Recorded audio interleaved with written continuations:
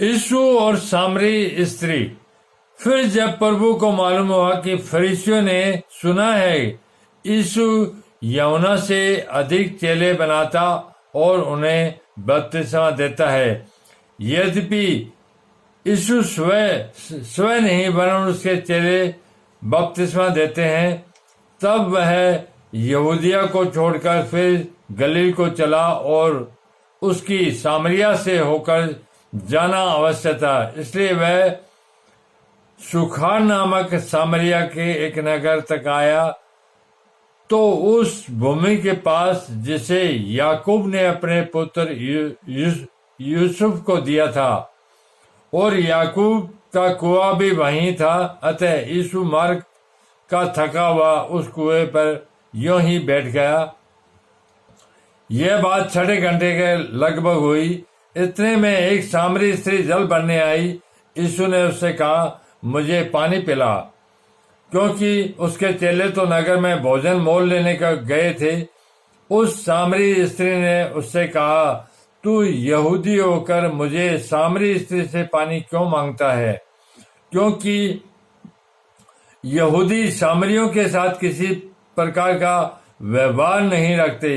यीशु ने उत्तर दिया, यदि तू परमेश्वर के वरदान को नहीं जानती और यह भी जानती है कि वह कौन है, तो तुझसे कहता है मुझे पानी पिला, और तू उससे मांगती वह तुझे जीवन का जल देता। स्त्री ने उससे कहा, हे प्रभु, तेरे पास जल भरने को तो कुछ है भी नहीं, और कुआं गहरा है, तो फिर वह जीवन का जल तेरे पास कहां से आया? क्या तू हमारे पिता याकूब से बड़ा है, जिसने हमें यह कुआं दिया और आप ही अपनी संतान और अपने पशुओं समेत इसमें से पिया? यीशु ने उसको उत्तर दिया, जो कोई यह जल पिएगा वह फिर प्यासा होगा, परंतु जो कोई उस जल में से पिएगा जो मैं उसे दूंगा, वह फिर अनंत काल तक प्यासा न होगा, वरन जो जल मैं उसे दूंगा वह उसमें एक सोता बन जाएगा जो अनंत जीवन के लिए उमड़ता रहेगा।